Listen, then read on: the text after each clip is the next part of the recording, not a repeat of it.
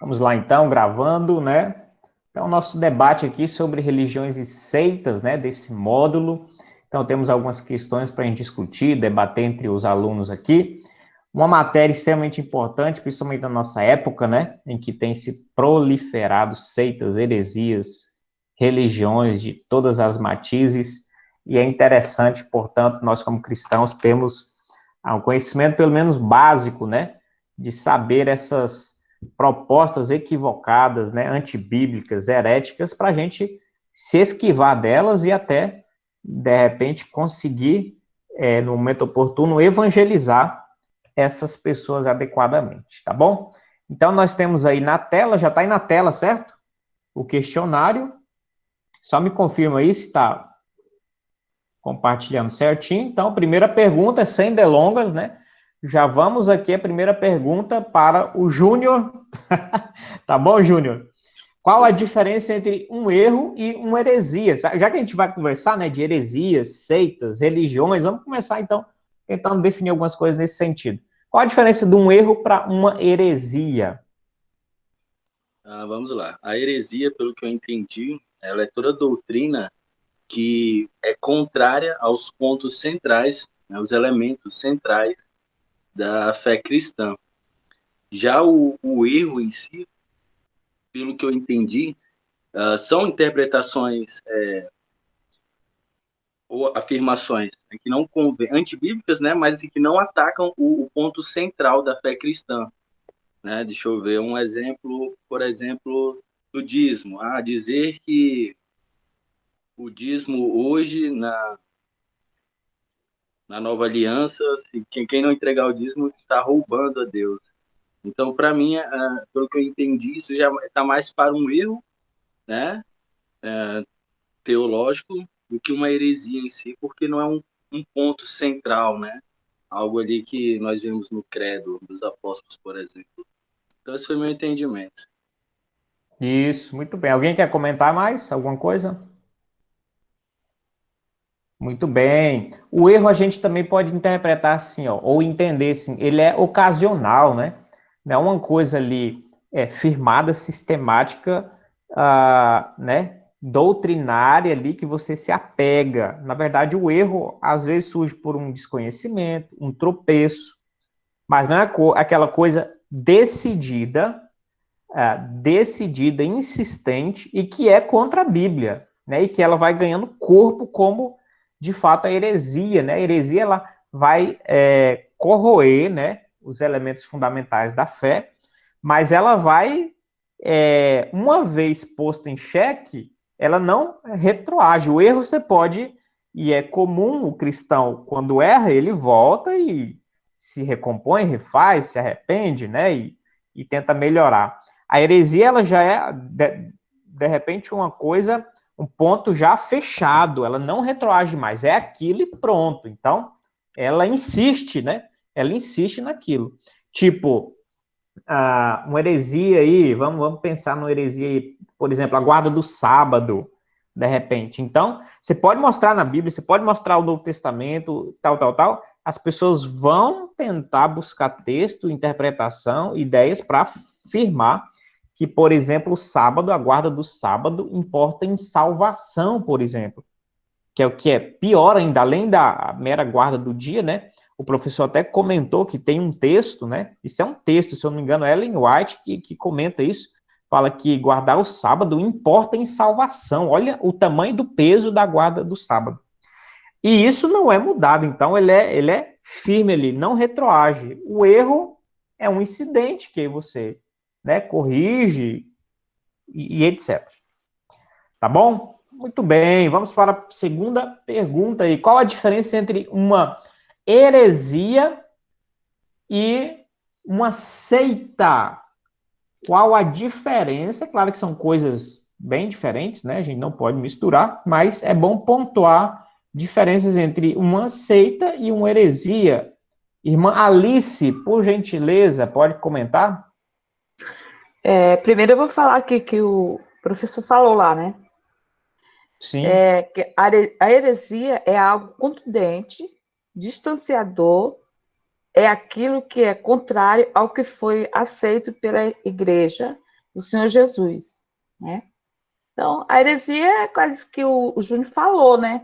O Senhor falou, é aquelas coisas Isso. que não está na palavra de Deus, né? E as seitas, elas têm os seus próprios livros, né?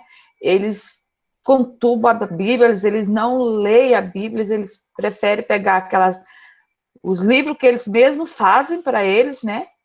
E não aceitam nem que os irmãos leiam outros livros, né, que não sejam deles. Então, Sim. eles têm muito essa ordenança da heresia deles, é essa.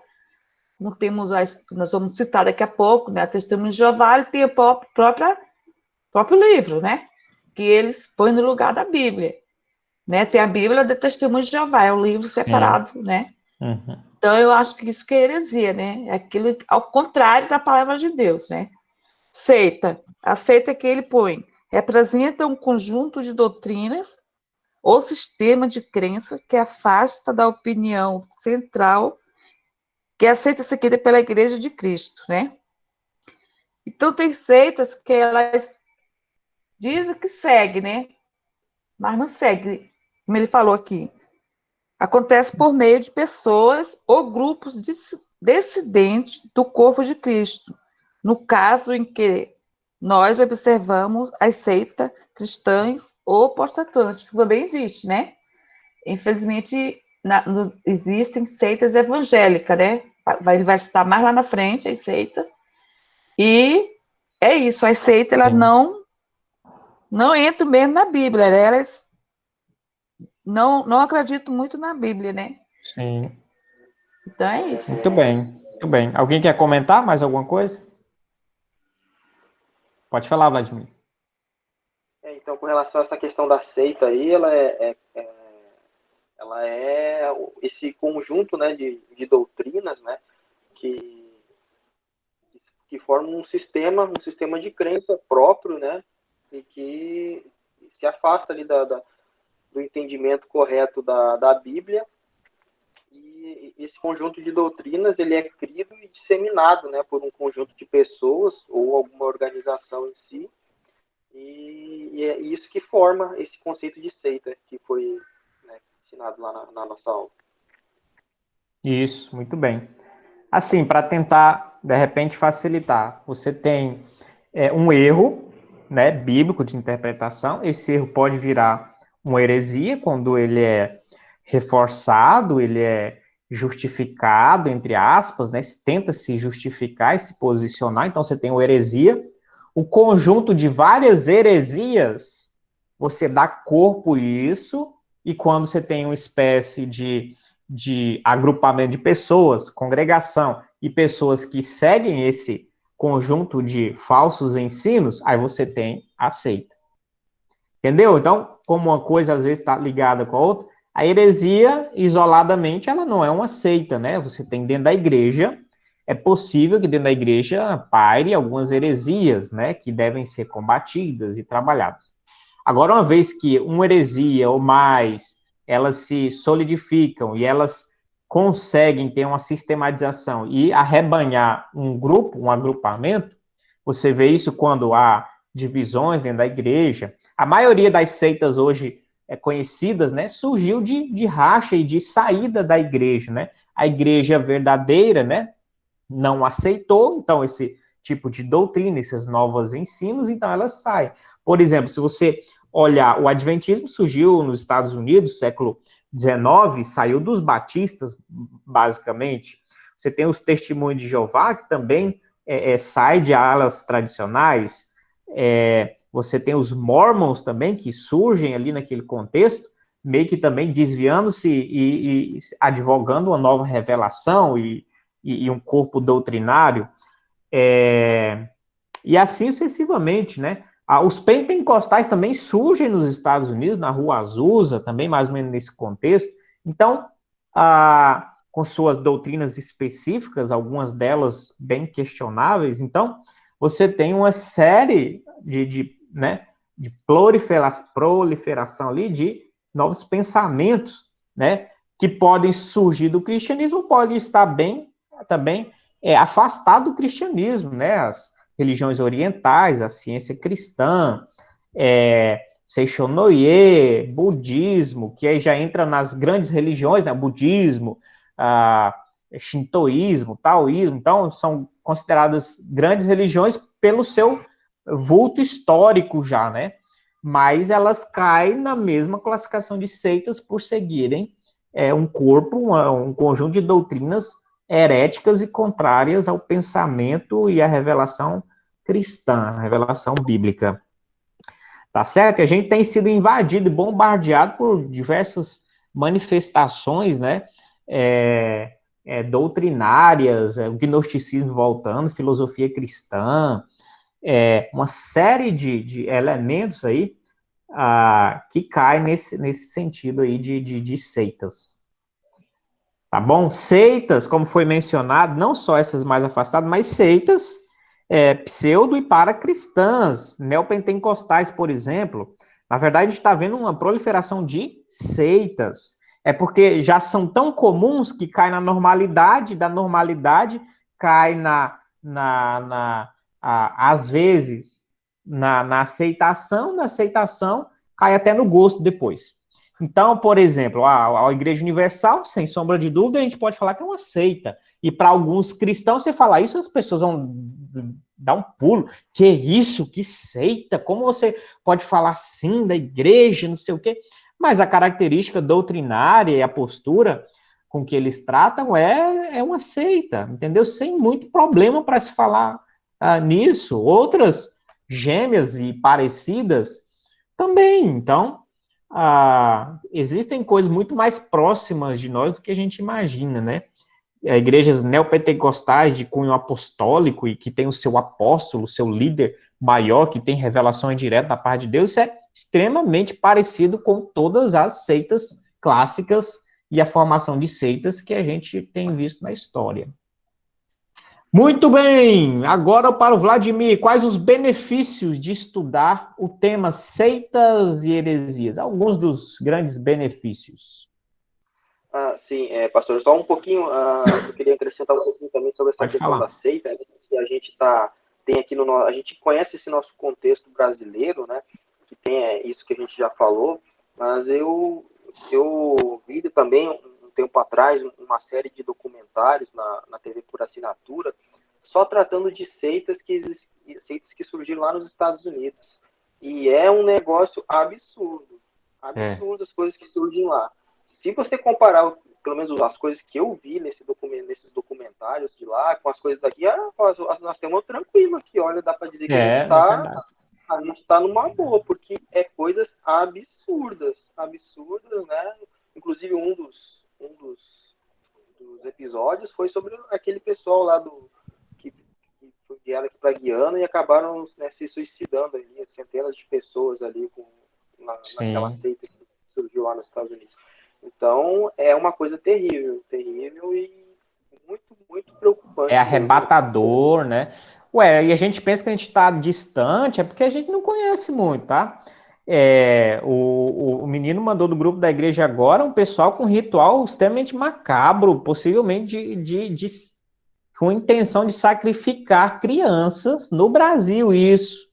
Uma seita pseudo-cristã, né? Com intenção de sacrificar crianças para combater o Covid-19, por exemplo. Vocês veem a maluquice, né? Ele colocou na reportagem, né? Mandou o link lá, e tudo indica, né? Vídeos mostrando, né, as crianças amarradas e na posição como de Cristo, e todo o ambiente, o contexto sugerindo que haveria um sacrifício, e ligaram para a polícia, foi um tropeio absurdo, mas você vê uma pseudo, né, religião ali, uma seita, né, pseudo-cristã, melhor dizendo, né, e fazendo essas atrocidades também no Brasil agora, semana passada, agora, entendeu? É porque a gente não sabe, às vezes não é divulgado, mas existem muitas aberrações, de fato, né, isso é perigosíssimo, né. Então, o que o Vladimir falou, os Estados Unidos é terrível, tem milhares mesmo, milhares. Não sei se é do Jim Jones lá, né, o cara chamado Jim Jones lá, que também conseguiu ludibriar o povo e teve um suicídio em massa, enfim, coisas do tipo. Não sei se vocês lembram, foi 2012, o ano lá do Nostradamus, que ia ter não sei o quê, curvatura, não sei o quê, ia acabar o mundo, ou o calendário maia, sei lá. Calendário maia, não sei o quê, 2012 era o ano, não é isso? Aqui em Porto Velho teve uma seita que se isolou num sítio, né? Fizeram um templo em forma de pirâmide e estocou comida, alimento e foram os doidos para lá para se isolar, para fugir do fim do mundo. Para vocês terem uma ideia, 2012, tá perto, né? Foi recente. Então, os negócios absurdos, assim, né? O povo acredita e embarca. Isso é muito perigoso. Do jeito que a pessoa vai para um sítio desse, vai se esconder, porque vai acabar o mundo, é um passo para ela acreditar em coisas piores ainda, inclusive entregando sua vida, né? Mas, voltando à pergunta, Vladimir, como é que você vê os benefícios aí de estudar esse tema, além de não ser tapeado e ser morto, né? Em último caso, né, por um malucão aí. O que você me diz aí? Exatamente, tem vários benefícios, né, do estudo das seitas e heresias. O primeiro benefício, né, é a própria capacidade de combater, né, esses ensinos errados e essas heresias que são propagadas, né, porque aí, quando você vê isso, né, quando alguém alguém te interpelar, ou você conhecer alguém que está sendo, né, ludibriado por isso, você pode ter uma resposta, né, doutrinária, que funciona como uma vacina a esse engano, né? Então, você estudando, você tem essa capacidade, né, de saber distinguir o erro do certo ali e poder, né, não se deixar levar e também poder ajudar outras pessoas que estão sendo influenciadas por esses enganos, né? E isso leva, ao mesmo tempo, um auxílio na evangelização dessas pessoas, né? Você mostra o erro e você mostra, né, a doutrina bíblica correta. E você já está, ao mesmo tempo, né, livrando uma pessoa de um mal maior e levando essa pessoa a Cristo através da doutrina correta da Bíblia. E, ao mesmo tempo, isso incrementa a nossa própria fé, né, porque isso vai nos ajudar a crescer, né, no conhecimento da palavra de Deus e firmar, né, a nossa convicção daquilo que realmente a Bíblia ensina. Então, todos esses aspectos, né, são benefícios de se estudar as seitas e heresias. Eu li durante muito tempo, agora creio que não tenha mais, mas lá nos anos 90, principalmente, tinha uma revista que foi muito difundida no meio evangélico, que era a Defesa da Fé. E ali vinha, né, sobre várias religiões, várias seitas, né, e mostrava exatamente o erro de cada uma delas. E ali realmente foi algo assim que me ajudou muito naquele período. E é muito proveitoso. Hoje em dia as revistas estão embaixo, né? Não tem muita saída, muito por conta dos meios digitais, né? Você tem sites bons hoje. Eu vou indicar um, ele, apesar de ser arminiano, é um problema que eles interpretam até o calvinismo como heresia, mas tirando esse detalhe, uma série de pesquisas deles são muito boas e muito profundas, né? Quando eles analisam o Testemunho de Jeová, o Adventismo, ciência cristã e uma série de outras seitas e religiões, eles são muito bons nisso, que é o CACP, né? Centro Apologético Cristão de Pesquisas, cacp.com.br, se eu não me engano. Mas só você digitar CACP, você já encontra no Google muito fácil, um site muito bom, só que não se assuste, ele vai chamar calvinista de herético, porque eles são arminianos, mas o trabalho deles, no modo geral, em relação às seitas, é muito bom, tá bom? Fora esse detalhe aí, o resto tá tranquilo, né? Pois bem, vamos lá para a próxima pergunta. O Vladimir falou muito bem, né? Tem vários benefícios, né? 4. Essa pergunta ela tem uma resposta bem densa. Eu vou pedir para o Júnior e a irmã Alice se dividirem, tá? Cada um responde um pouquinho. Tá? Começando aí pelo Júnior, responde um pouquinho, depois a irmã Alice tenta responder um pouquinho mais. Quais as principais características das seitas? As principais características são várias, né? que vocês podem me falar sobre isso?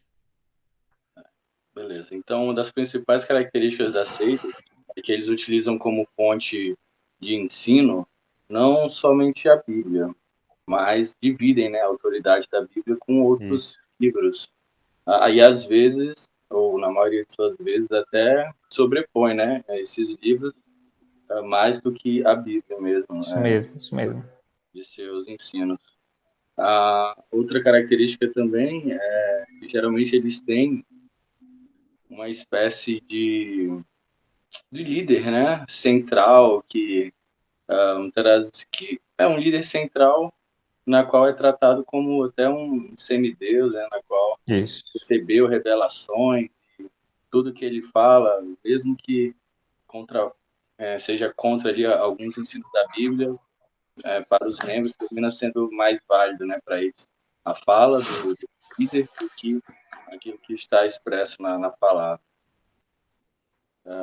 Mais características? Deixa para mim, né? Deixa a irmã Alice falar mais algumas. Comenta, irmã Alice. Eu vi aqui que essa seita também são religiões falsas, né? Elas têm a fonte de autoridade conjugada com a Bíblia, né? E Isso. a Bíblia, em algum tipo de meio, algum grau de reconhecimento, o problema tem um problema, né? Que quando eles têm fonte conjugada com a Bíblia, na maioria das vezes, eles permitem que essa autoridade sobreponha a própria Bíblia, né? Então, as características da seita é essa, elas querem sobrepor algo contra a Bíblia, né? Uhum. Eles não aceitam realmente o que tem na Bíblia. Eles Ô, irmã, até deixa eu dar um podem exemplo usar. rapidinho. Isso. Ele até citou os testemunhos de Jeová, né? Sim. Então é interessante que eles falam que o homem, só lendo a Bíblia, não consegue, né, entender, interpretar, chegar à suposta iluminação e ser salvo.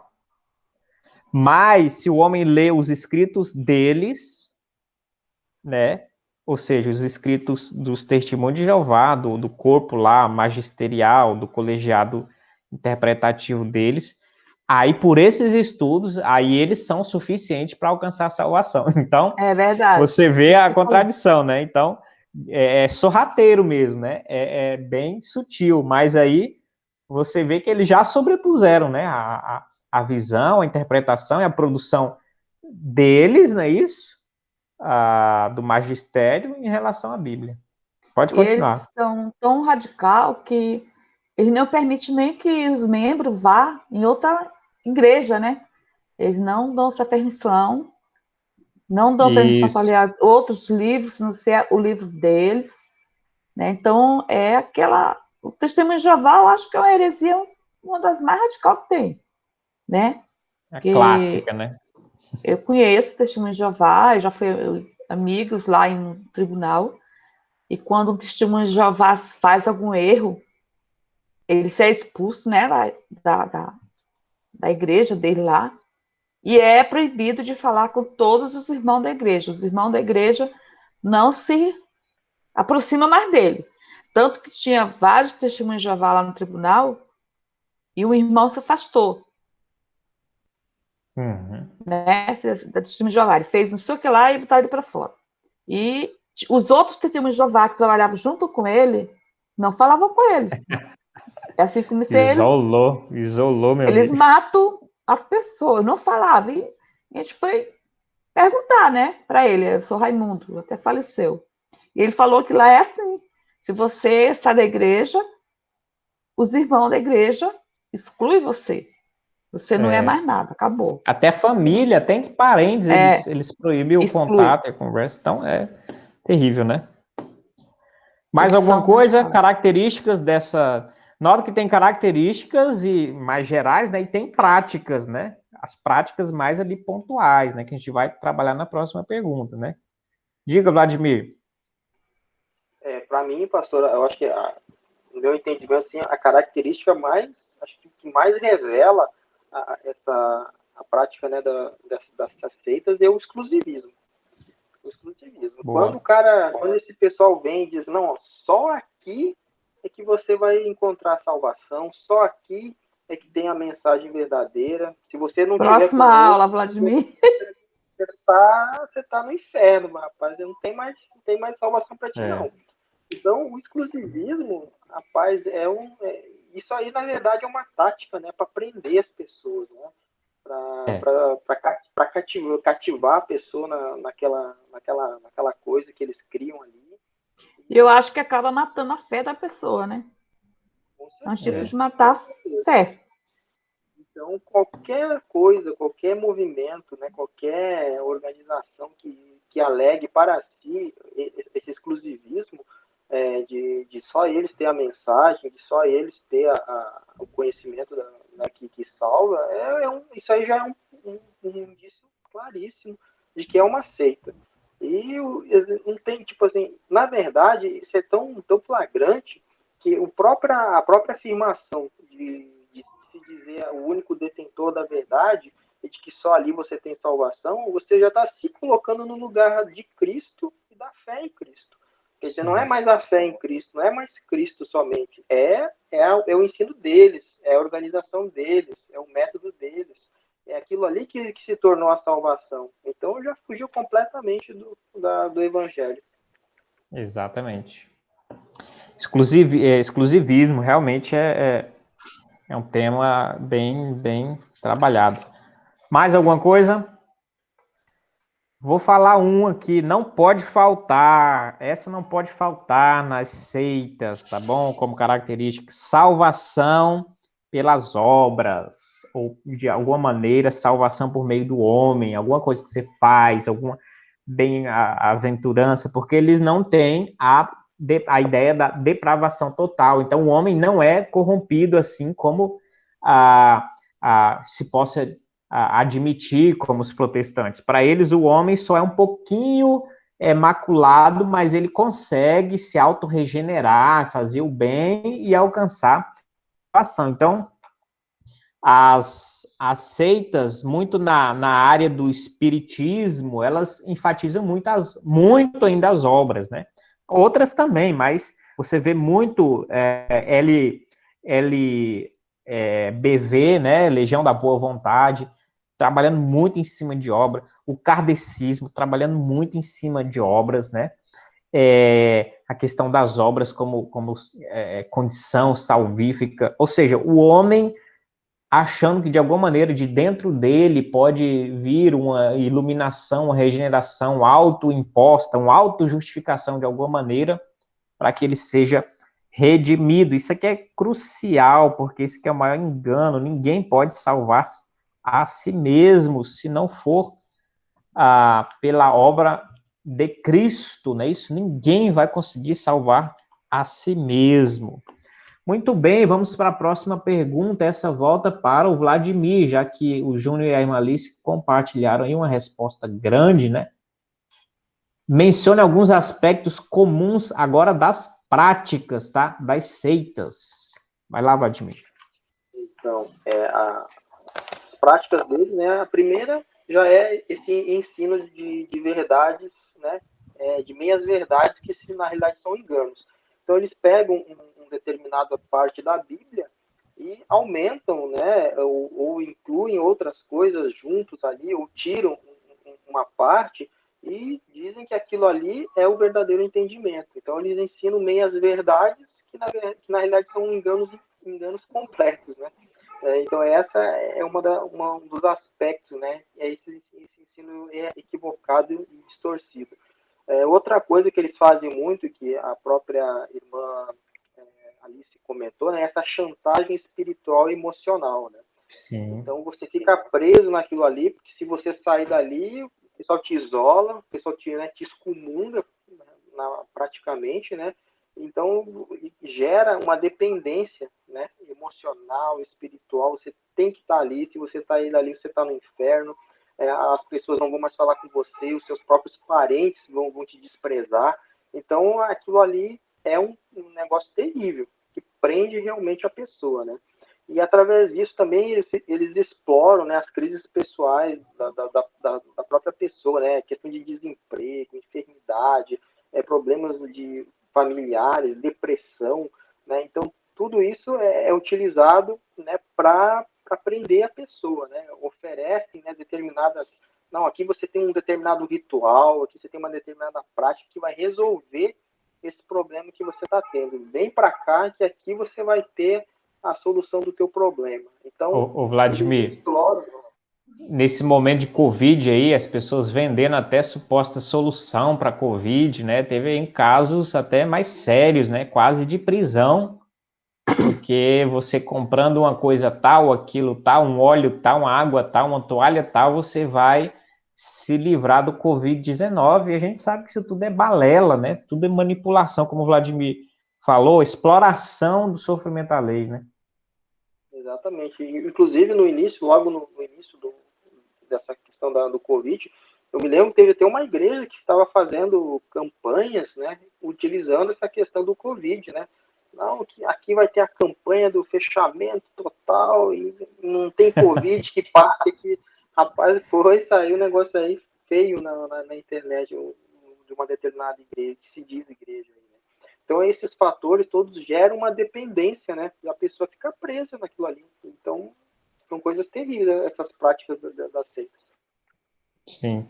Essa questão da dependência, vocês já visitaram a Universal? Eu tive a oportunidade de ser levado quando adolescente pela minha mãe. Minha mãe gostava muito dessas coisas, né?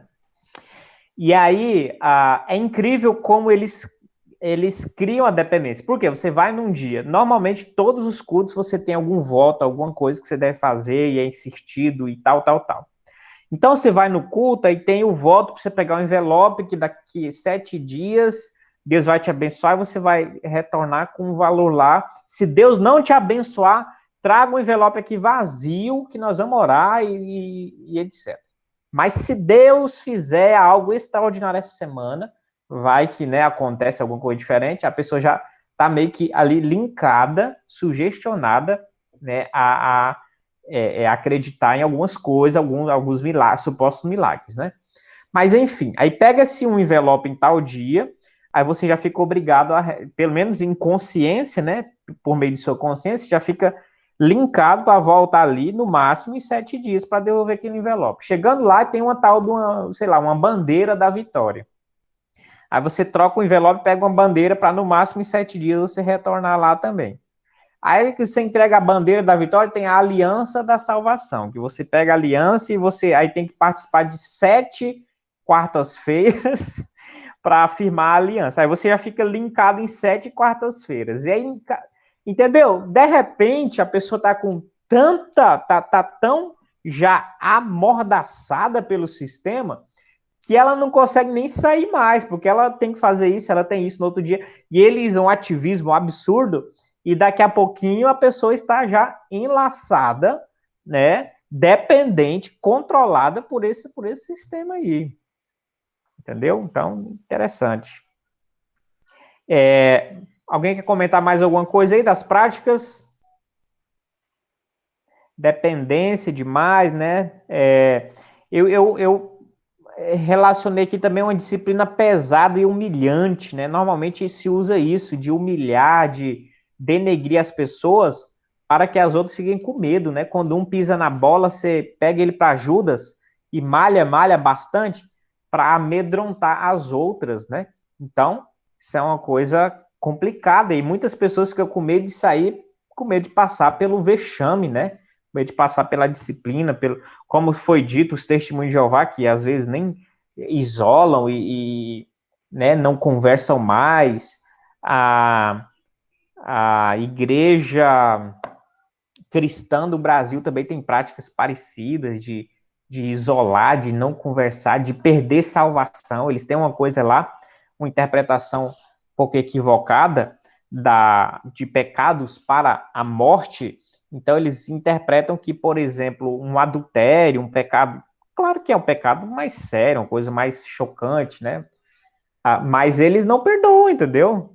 Você adulterou, então você vai ser disciplinado, não é perdoado, você vai ser excluído da igreja, tem todo o ritual, os irmãos não vão conversar mais com você, e para todos os efeitos, você foi excomungado para o inferno. Então, não há perdão. Então, é uma disciplina muito humilhante, né? Muito degradante, muito pesada, para além da disciplina bíblica, porque a gente também não pode, por conta disso, negligenciar toda a disciplina, mas a gente não pode também colocar disciplinas humanas, não é isso? Então, são práticas, assim, absurdas. Isso a gente está falando na superfície, né? A gente não entrou nos rituais, no misticismo, nas coisas macabras, seitas altamente destrutivas, que acabam com a vida das pessoas, que levam à falência, que tem rituais obscuros, né? Como esse que a gente citou um pouco atrás, de praticamente o sacrifício humano, ou sugestão de sacrifício humano. Então, coisas macabras de se isolar, de ter um Messias e entregar sua vida na mão de um homem messiânico, que é o portador da voz de Deus, que tem muito poder e etc., um mediador. Então, isso é muito perigoso, né? A gente tem visto diversas catástrofes nessa vala e nesse contexto aí, quando as pessoas se entregam a homens, tá certo? Pois bem, vamos lá. Então, a primeira aula aí do nosso módulo religiões e seitas, primeira aula, né? Poucas perguntas, só 5. A gente conseguiu fazer um panorama e resgatar um panorama dessa primeira aula. Agora vamos para a segunda aula, tá bom? Então, a segunda aula vai falar dos grandes ramos do cristianismo e suas diferenças, né? Então, a gente sabe que o cristianismo tem pelo menos 3 grandes ramos, né? E a primeira pergunta aí vai para... O último a responder foi o Vladimir? Então, vai para o Júnior, tá bom, Júnior?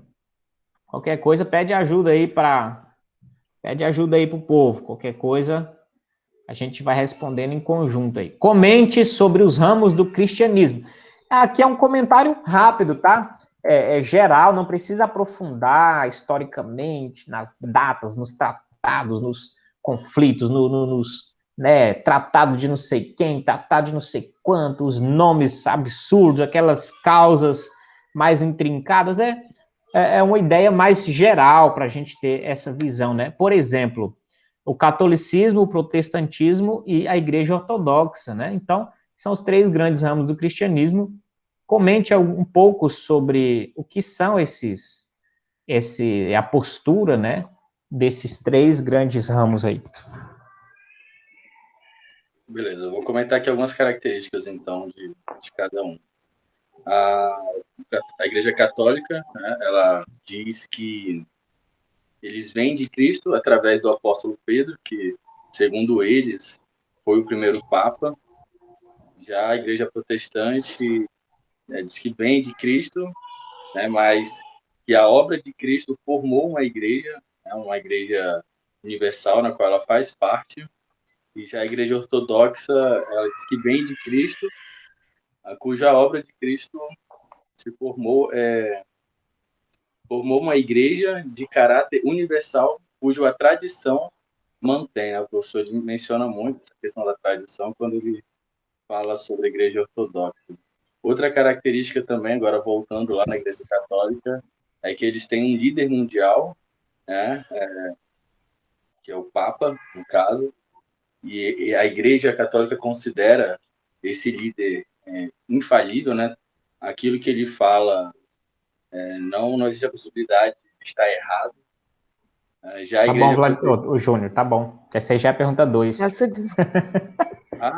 Não, mas é porque seriam várias características ou não? Isso. Sim, faz parte. Tá. Mas tá bom. Então, Modo geral, né? Modo geral, a gente tem o catolicismo sendo estruturado ali pelo documentalmente, século IV, século V, e avança até os dias de hoje, né? A gente tem o cisma, né? O grande cisma, né? Ali em 1054, entre a Igreja Católica e a Igreja Ortodoxa. Aí surge a Igreja Ortodoxa grega, né? Que é chamada grega, né? É a grega? É a grega, né? Que diz, né? A Igreja Ortodoxa. Depois disso, né, historicamente, na Reforma, já no século XVI, é que surge a Igreja Protestante, né, documentalmente, vamos dizer assim. Né, cada um tem a sua perspectiva, né, A Igreja Católica, a Protestante e a Ortodoxa, elas têm diferenças doutrinárias. A Católica e a Ortodoxa têm diferenças entre si, a Protestante tem diferença entre ambas. Tem pontos também que a Igreja Protestante e a Ortodoxa são semelhantes, tem muitos de diferença também, e assim, sucessivamente, ele tem várias características. Aí a pergunta 2, que aí o Júnior já estava comentando, né? Bem simples, a irmã Alice, ele praticamente já respondeu, mas a irmã Alice vai comentar, né? Qual igreja tem um líder mundial, vigário de Cristo, a quem se atribui infalibilidade? A Igreja Católica, né? E tem o Papa, né, como um líder mundial. Isso. Nos dizem, vigário de Cristo, né? Que ele é adorado, ele é idolatrado pelos católicos, né? E é assim, como eu vejo sempre no jornal, assim, um jeito... Eu acho hipocrisia o que o povo idolatra tanto o Papa, né? Ele não tem aquela noção de que...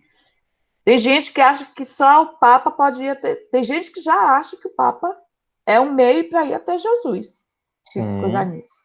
Sim. Então, na Igreja Católica, se você falar do Papa, você está falando de Deus. Né? Eu tiro porque minha mãe era uma católica e uma católica praticante. Ela tinha foto do Papa, o bispo de Porto Velho, para ver um testemunho que ela estava na beira da morte, ela estava já na cama ali, já para morrer, e o bispo morreu, né, Dom Moci, né? E trouxeram uma foto do Dom Moci para ela. Até o bispo, ele é santificado nos seus municípios. E ela pegou aquela foto, beijou e botou debaixo do travesseiro dela. Como se aquilo fosse fazer alguma diferença na doença dela, né? Então, fosse santificado o Papa, o bispo ali embaixo. Então, o Papa não é diferente. O Papa, ele é idolatrado do cristianismo, né? Do catolicismo, né? Quer dizer, e é isso, né? É um absurdo, mas infelizmente é isso. E eles, eu acho que a Igreja Católica, ela é tipo aquela seita que brinda os fiéis, né? Porque a Igreja Católica, ela não usava a Bíblia. Ela dava um folheto para as pessoas acompanhar a missa. Agora, já estavam mais ou menos usando a Bíblia e tudo, mas não usava a Bíblia, né? Até por causa daqueles outros livros que eles colocaram na Bíblia. Então, eles usam mais aqueles livros lá, né? Do que os próprios livros da Bíblia, né? Então, é isso, né? Isso mesmo. Então, qual igreja tem um líder mundial? Os protestantes têm esse líder mundial, ou irmã Alice? Protestante tem esse líder mundial? Olha, pastor, eu acho que mundial não, mas em várias religiões, em várias igrejas evangélicas tem um líder, né? Aquele lá daquela igreja que tem até o Salomão lá, ele é um líder, né? O Templo de Salomão é universal. Universal. O pessoal do Universal, eles idolatram aquele homem, né? Então, eu acho que ele é um líder, mas da Universal. Mas eu acho que no protestante, eu acho que ele não tem um líder universal. Se tem, eu não conheço. Isso. Cristo, né? Isso. Augusto Nicodemos não seria o líder do protestantismo universal? Ou podia ser o Mel, aquele que a gente sempre fala nele, o Fernandes Dias Lopes? Não, aquele que a gente... antigo, a gente fala nele, que era da Católica. Eita. Esqueci agora. Martim Lutero? Martim Lutero, né? Podia ser ele um líder, morreu já, mas ele podia ser um líder mundial, né? Olha aí. Então, mas no protestantismo não cabe isso, né? Porque a ideia desse líder mundial é justamente, principalmente nessa ideia aqui, é ser um substituto de Cristo, né? Um mediador. Então, não faz muito cabimento, é dar muito poder ao homem, e a gente vê no evangelho que agora, no protestantismo, cada igreja é uma célula totalmente independente, autônoma, né?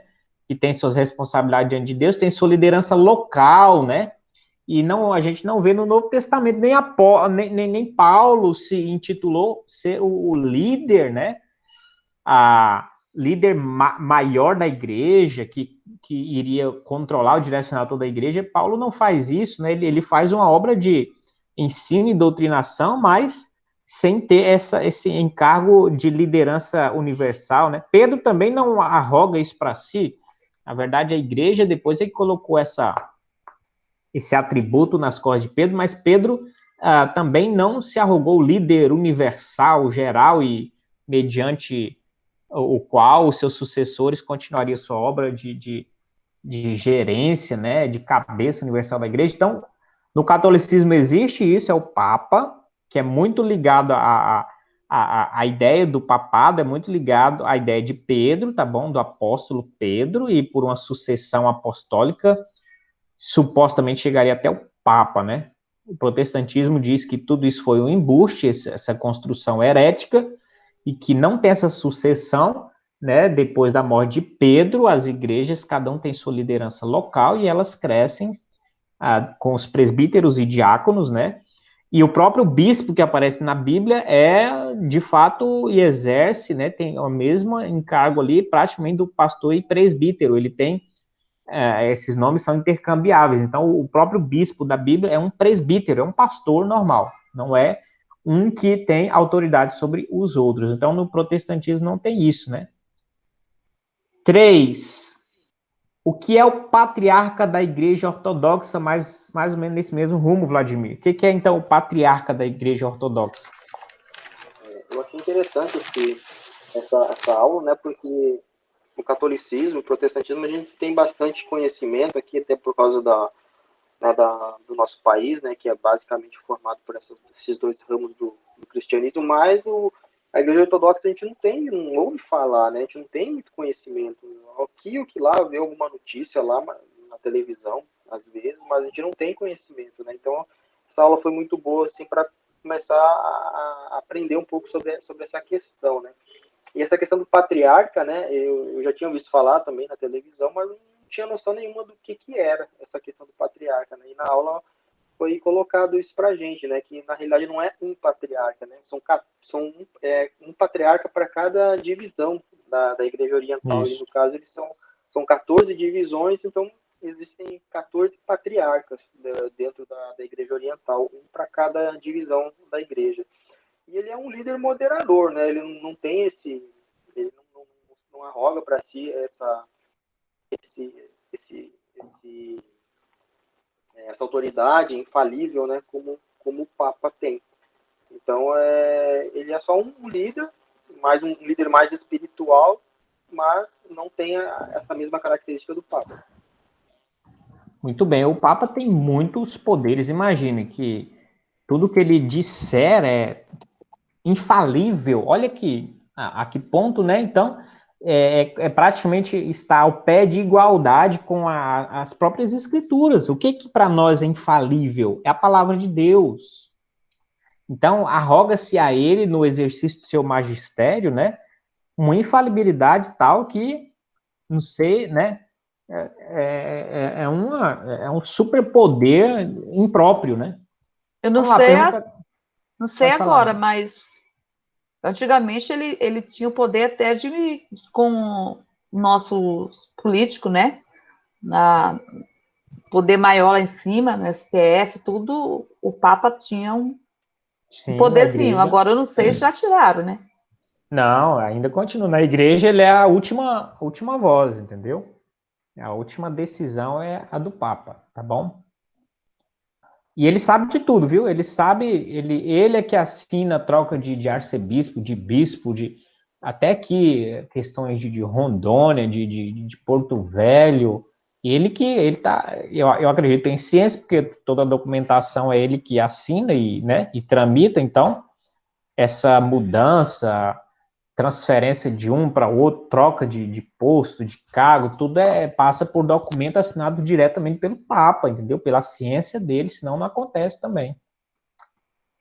Construção de templo, demolição, lá em Paraná tem um templo lá no centro, sede, né, que está vindo dinheiro de Roma, então você vê como a coisa é bem interligada, você fica pensando, Ji-Paraná, Rondônia, Brasil, fim do mundo, mas uma construção de um templo é Roma que praticamente administra e tem interferência e envia recursos e gerencia e uma série de outras coisas. Então, se acontece isso com Ji-Paraná, Rondônia, Brasil, eu acredito que ele tem uma administração muito mais próxima no mundo inteiro, né? Até na Europa, ele controla muito proximamente todos os movimentos da igreja, de fato. Ele não, né? A cúpula administrativa lá também, o colegiado, o magistério, né? Nas questões doutrinais e a cúpula administrativa também, questões, né?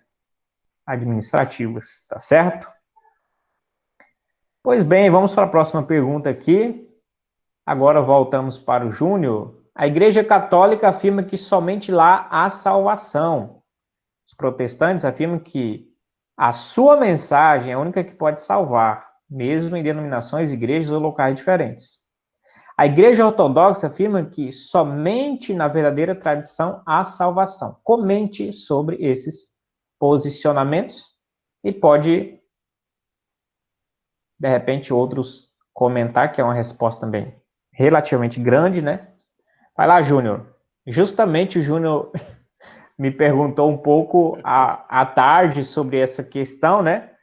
E eu não respondi muito de propósito para ele, para deixar ele meio que pesquisar e se encontrar aí. Vai lá, Júnior, o que você me diz? Ô, pastor, desculpa, eu deixei para responder tudo hoje. Aí chegou nessa questão, a mente estava travada já, não saiu nada. Só Tem vem tudo. problema não. Quem pode comentar aí? Quem quer comentar alguma coisa? Tipo assim, na católica, eles dizem que só há salvação lá, na igreja católica. O que vocês podem... Vamos partir ali em 3, né? Então, a católica diz que só tem salvação lá, na igreja deles, dentro da igreja católica. Fora da igreja não há salvação. Isso é uma expressão, até no Vaticano II, ela é reafirmada. Fora da igreja católica não há salvação. Então, o que vocês pensam a esse respeito? Eu vou ler aqui o que o professor falou. Pode falar, pode falar. Na Igreja Católica, Vladimir me ajuda. Na Igreja Católica, crê que a salvação vem pela fé em Cristo, em combinação com as obras e com a confirmação do batismo, que é regenerador para os católicos, o batismo, que eles dizem que o batismo salva. Sim. Protestante diz salvação e obra... Calma. Só os católicos, por enquanto. Vamos partir ela em 3, né? Tá bom. Só os católicos, então, por enquanto. Beleza. Aqui a afirmação deles, os católicos, é que o batismo que salva, né? É regenerador e que salva, né? Sim. Então, eles creem que a salvação vem pela fé em Cristo, né? Mas com as obras. Mas o que salva mais ainda é o batismo. Sim, entendi. E a senhora acredita nisso? Não. Não. Muito bem. Essa é a ideia. E os protestantes? Os protestantes falam uma coisa quase parecida, né? Os protestantes também falam que só aqui tem salvação. Só que não é só aqui na igreja, né? Os protestantes dizem que é aqui na mensagem. A mensagem é a única que pode salvar, mesmo que em denominações diferentes ou igrejas diferentes. O que a irmã ou os irmãos podem comentar a esse respeito? A mensagem, no caso, é o evangelho, né? Então, nós protestantes, nós arrogamos que a salvação não está numa organização religiosa específica, né? Com o título de protestante, mas está na mensagem de Cristo, no evangelho pregado por Cristo e pelos seus apóstolos.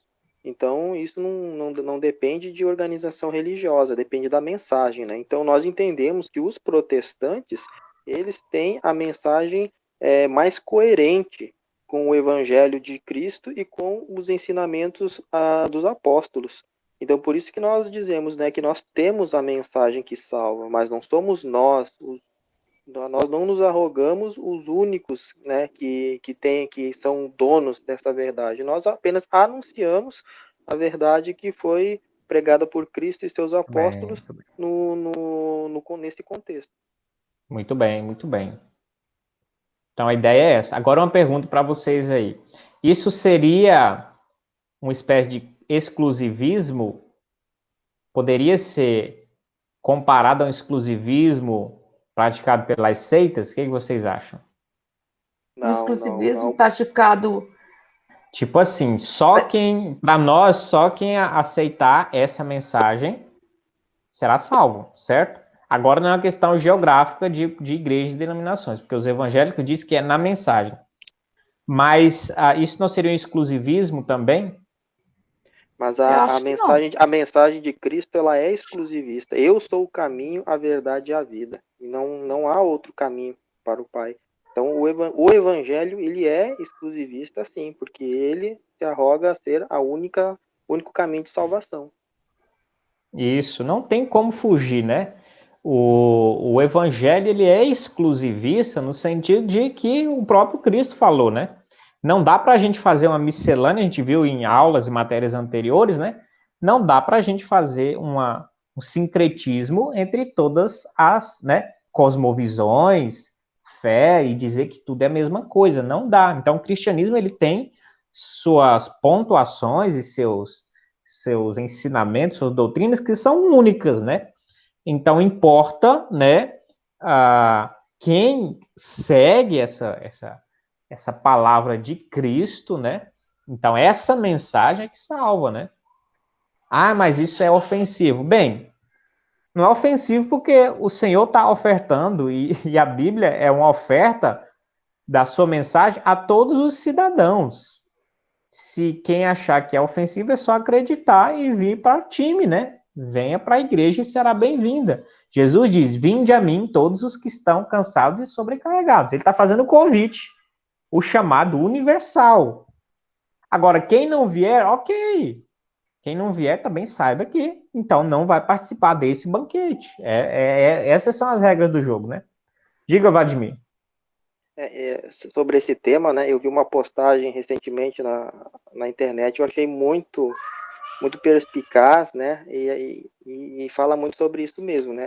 Que era uma imagem, né? De duas pessoas conversando e uma pessoa falava para a outra, né? Que era cristã. Mas vocês cristãos, vocês não se acham muito arrogantes, achando que tem a única mensagem de salvação? E o cristão responde para outra pessoa assim: arrogante é o ser humano, que sem merecer nenhuma, ainda se acha no direito de ter mais opções, né? Porque na realidade a gente não merece nenhuma. Então a gente ainda se tem a arrogância de achar que pode ter mais de um caminho, sendo que a gente não merece nenhum. Sim. Muito bem, muito bem.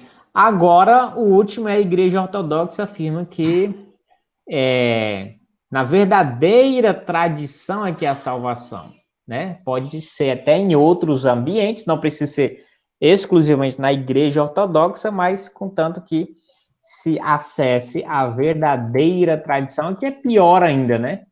Porque Eles não são é nem na parecidos com os Bíblia, né? católicos, né, pastor?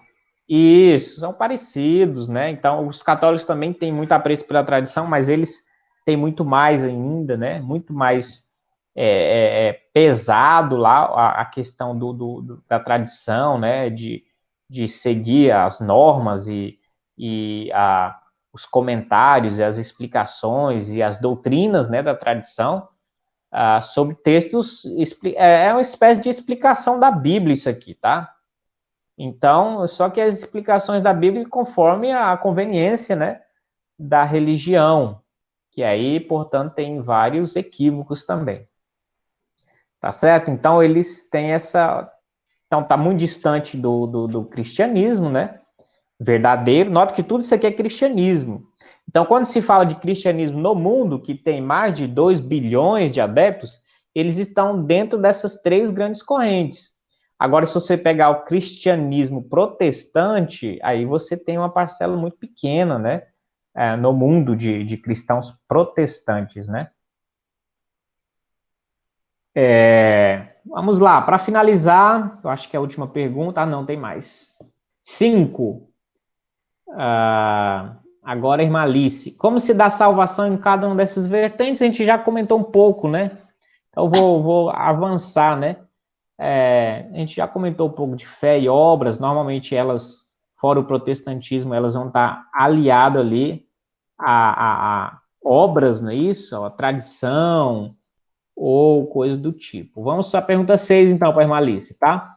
Quais as diferenças entre a Bíblia protestante e as adotadas pelos católicos e ortodoxos? Comente aí, irmã Alice. Os livros, né, que eles complementaram a Bíblia, né? Se eu não me engano, são os 7 livros que eles botaram na Bíblia, acho que é 7. É a diferença entre a nossa Bíblia, né, protestante, e a deles, né? Porque a deles tem mais livro que a nossa. Isso? Isso em relação aos católicos, né? E os ortodoxos. Essa eu não peguei. Tem 3 Bíblias, tem 3 Bíblias aí, né? Tem 3 Bíblias aí. Tem. Tem a dos protestantes em jogo, tem a dos católicos e tem a dos ortodoxos. A dos ortodoxos eu não... Sumiu agora aqui. Mas tá certo, entre os católicos e os protestantes, a senhora falou certinho. Na Bíblia Católica tem 7 livros a mais, né? Que são os apócrifos. Eu tenho aqui a Bíblia de Jerusalém. Ou se você pegar outra tradução... deixa eu pegar. Essa é bem famosa dos católicos, né? Bíblia de Jerusalém, mas você tem outras Bíblias, Bíblia Ave Maria, outras traduções, e se você abre ela, vou abrir aqui aleatoriamente, ó, e daqui a pouquinho a gente encontra Macabeus, por exemplo, a gente encontra Eclesiásticos, a gente encontra o livro de Tobias, olha aqui, Eclesiástico. Então, Eclesiástico, você pode pensar, mas não tem na Bíblia protestante?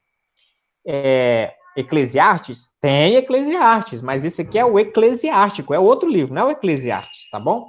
Então, tem a sabedoria de Salomão, tem o Eclesiástico, né? Então, você tem algumas... Deixa eu ver se tem o Eclesiastes aqui, deve ter também, né? Tem o Eclesiastes, e aí, né? Salmos, Provérbios, Eclesiastes, Cantares, não é isso? Tem aqui. Aí depois dos Cantares vem o quê? Vem a sabedoria de Salomão. Você não tem na Bíblia protestante a sabedoria de Salomão. Então é um apócrifo, tá bom? Depois da sabedoria de Salomão, você tem o Eclesiástico. Cadê aqui? Deixa eu ver se eu não estou mentindo para vocês. Sabedoria de Salomão. Aí você tem o Eclesiástico e tem outros, né? Macabeus, Tobias, Judite. E tem problemas nesses livros apócrifos aí, né? Muitos deles têm erros históricos, erros doutrinários e dão base a falsas doutrinas, a heresias e coisas do tipo. Então, sem falar que o cânon, principalmente do Antigo Testamento, quem tem a autoridade de falar e de fechá-lo é o povo judeu. Isso é muito óbvio, né? Que foi vivido no contexto do povo judeu. Como é que um romano, né, séculos depois, vai fechar esse cânon e falar o que foi a Bíblia do judeu? Então fica meio contrassenso, né? Mas, enfim. Alguém pode comentar aí agora sobre a Bíblia dos ortodoxos e a Bíblia do protestante, em relação aos católicos também? Eu achei interessante também, porque eu não tinha essa noção, né? Não sabia praticamente, né, como é que era essa questão da Bíblia dos ortodoxos, né?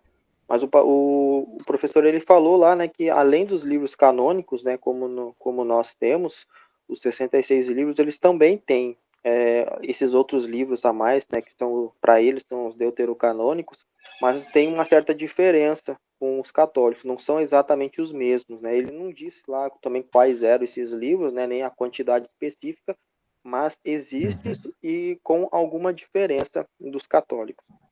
Uhum. Ainda bem que não colocaram dentro da Bíblia, né? Tá dentro da Bíblia dos ortodoxos, né? Não na nossa. A nossa, os protestantes deram uma limpada, né? Falaram, não, para aí, o nosso cano tem que ser o do judeu, não é isso? E fizeram análise nesses livros acerca dos ortodoxos, né? Ou fizeram análise acerca dos livros apócrifos e rejeitaram, então, praticamente todos. Tá Então, bom? os Praticamente não, ortodoxos, todos, né? pastor, eles praticam essa Bíblia deles. Isso. Eles Eles não. têm essa Bíblia que tem a nossa base, a canônica, mais alguns apócrifos também. Eu estou pesquisando aqui, vendo tô vendo aqui se eu encontro os livros dele, né? De fato é uma curiosidade, né? Deixa eu ver aqui, uma curiosidade para saber, né?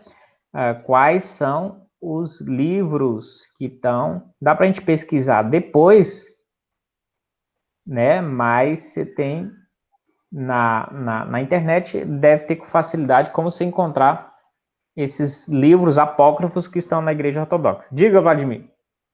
Então, essa pergunta aí, ela nos remete, inclusive, àquela outra questão lá da primeira aula, né? Que é uma das características, né, das seitas, né? Que eles têm a Bíblia conjugada, né? A fonte de autoridades deles é a Bíblia conjugada, porque eles não aceitam só a Bíblia, eles têm que ter algo mais que dê amparo para os seus ensinamentos errados.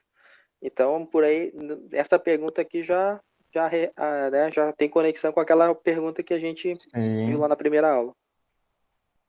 sim, interessante. Eu estou num site aqui da Igreja Ortodoxa de Buenos Aires, não sei porque eu achei aqui, né? Então, mas não estou conseguindo ainda encontrar, não estou conseguindo encontrar os textos, né, que são peculiares. Diga, Júnior. Sim, pastor, eu tinha feito uma pesquisa hoje ainda sobre a Bíblia, né, dos ortodoxos, e aí eu só encontrei que eram 78 livros, né, a Bíblia deles, essa quantidade toda, e tinha algo mais, eu estou tentando procurar aqui também no celular, o site, porque eu acho que ele dava ali alguns nomes de alguns livros, não sei se eram todos. Aí estou procurando aqui, Uhum. mas não estou achando, tentar achar pelo Então, se histórico. for 78, já são 12 a mais do que a nossa, né? A gente tem 66. A católica vai ter 66, vai ter 73, né? Que são 7 a mais. E se eles tiverem 78, vão ser 12 livros a mais. Tem mais do que a católica, né? Mas, enfim, isso fica uma questão para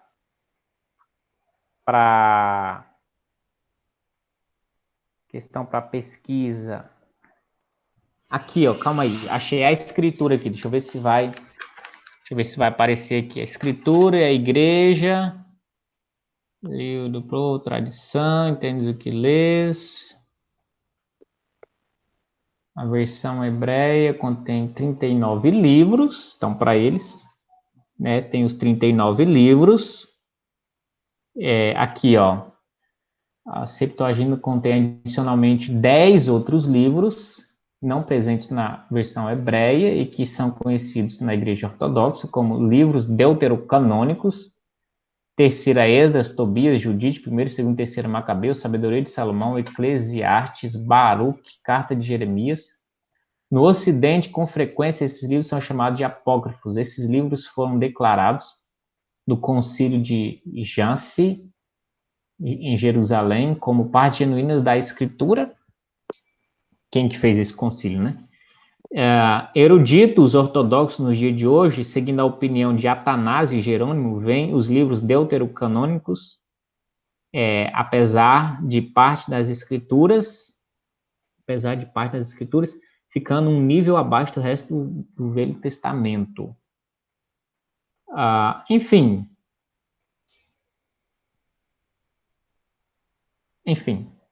dá pra gente, a gente tem que pesquisar depois, tá bom? Vamos lá? para ver esses livros, né? Esses livros a mais. Comente sobre a veneração de santos entre os ramos do cristianismo. Primeiro, tem veneração de santos no protestantismo? Não. Não, né? Por quê? Será que não? Será que dentro do protestantismo, será que não tem escondido ali alguma igreja venerando, né, os seus líderes, seus santos, ou uma veneração parecida? O que As vocês seitas, acham? né? Nas seitas deve ter. Nas seitas, né? Nas seitas deve ter, né? Deve ter aquela honra exacerbada a apóstolos, profetas e coisas do tipo, né? Beira uma veneração, né? Beira, você vê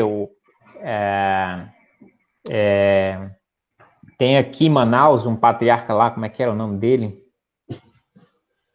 René Terra Nova, né?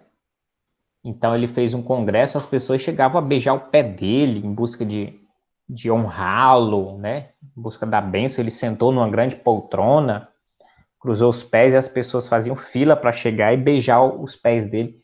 Então, é um negócio aberrante, né? Aberrante, né? Aterrador, né? É uma veneração isso aí, né? Uma adoração falsa, né? Ok, mas e no catolicismo? Tem. Como é que funciona lá? Santos, né? Imagens. Né? Eles idolatram as imagens, eles rezam para as imagens têm o poder de ser um meio de falar com Deus, né? Eles fazem promessa para o santo, é uma idolatria total, né? Oração, Santo Isso. Expedito, São Benedito, São não sei o que lá, né? Santa Cecília, é tanto santo, né? Então, essa é uma espécie de veneração, né? Eles criaram um mecanismo muito ardiloso, muito esperto de explicar isso e tentar diferenciar de adoração, porque eles não admitem que são idólatras. Se você chegar para um deles e falar que é idolatria, eles vão falar, não, a veneração é uma coisa, a adoração é outra. Veneração, louvor, etc., são coisas que você pode fazer para toda a criação. A veneração, então, é diferente da adoração. Então, eu não sou idólatra, eu só tenho uma veneração. Só que essa mudança é muito artificial, né? Pega-se palavras no latim, no grego, e tenta-se fazer um jogo, né? Entre latreia e latria. Então, faz um jogo de palavras, uma sendo uma veneração e a outra adoração. Então, se faz uma e não a outra. Mas é uma mudança muito artificial, porque uma vez que você faz oração, faz prece, confia sua vida numa mediadora como Maria, né? Como muitos a entendem como mediadora, confia numa mediação, né? Faz oração, presta esse tipo de honradez, você está fazendo atos de adoração. Então não tem como, na prática não dá para fazer essa divisão, ela é muito superficial e muito ilusória, não é isso?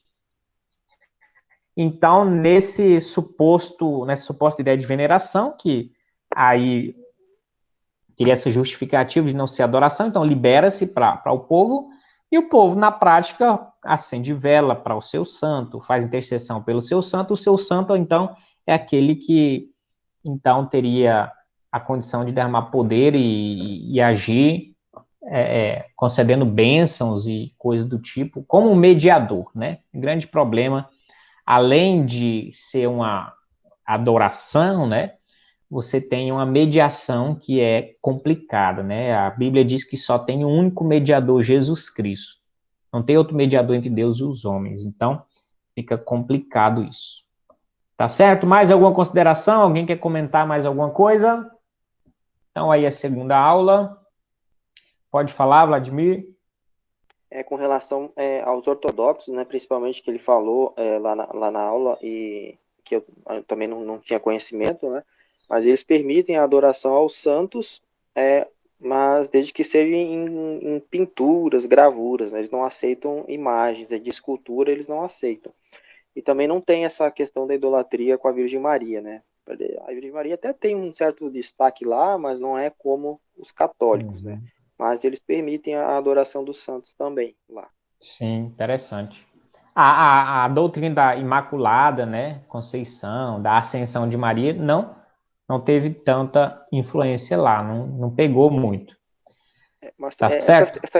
essa questão dessa veneração, como o senhor falou, que na prática é a mesma coisa que a adoração, né? Por mais que você tente mostrar na teoria que não é a mesma coisa, mas na prática é a mesma coisa, né? E eu creio, né, que seja é, o sincretismo, né? Isso aí foi um sincretismo que foi se entrando dentro da igreja durante os séculos, devido principalmente à própria ignorância das pessoas da Bíblia, né, que não tinham acesso devido à questão Sim, da língua, né, e foi incluindo essas coisas, e isso aí foi uma coisa que eles não conseguem mais tirar agora.